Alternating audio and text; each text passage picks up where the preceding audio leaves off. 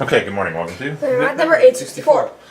FamilyMath864. So this is a problem I saw on Twitter last week.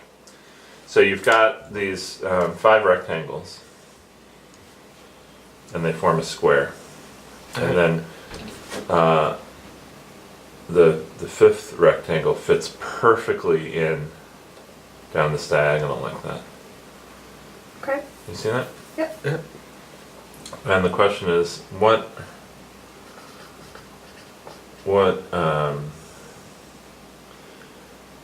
percentage or ratio of the large square is shaded? So it's covered by the rectangles? Yeah. So like the large square is the outside, right? Yep, the outside square.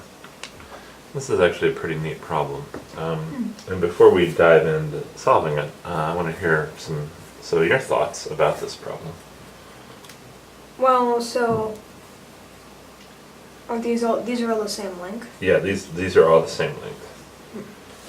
Well, so this is going to be a ratio. So the size of the rectangles, the dimensions of the rectangles, the ratio of the dimensions will matter, but the dimensions themselves won't matter as much. Okay. But finding the dimensions will probably be key in this problem. All right, finding the dimensions of the rectangle, probably key. That's a good thought. What are some other thoughts you have before we start? Well, it looks like it's around half of the area, just eyeballing it. Maybe a bit more than half. What do you think? That kind of, yeah, I think that's about right. Well, maybe what we could do, if we wanted to estimate it, we could draw a large one and then like kind of line the rectangles up. Sure, go ahead and do that. So.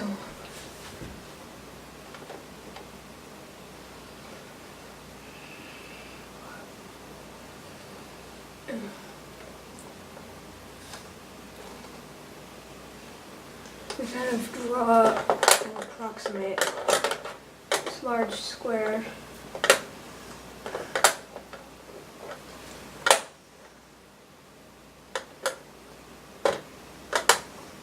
Looks like we have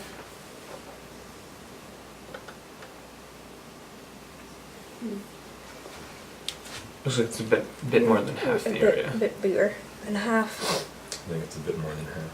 Okay. All right. Make this again. Hey, you can do whatever you want. I just 3D printed these shapes to make it so we could see the whole thing. A nice version of it, because maybe it's a little hard to draw. I don't know. All right, so these are some nice ideas. So how are we going to go about solving it? Do you think? Can you talk first? Well, he said finding the dimensions might be important. Okay. So maybe if we kind of measured or estimated the length of these rectangles, we could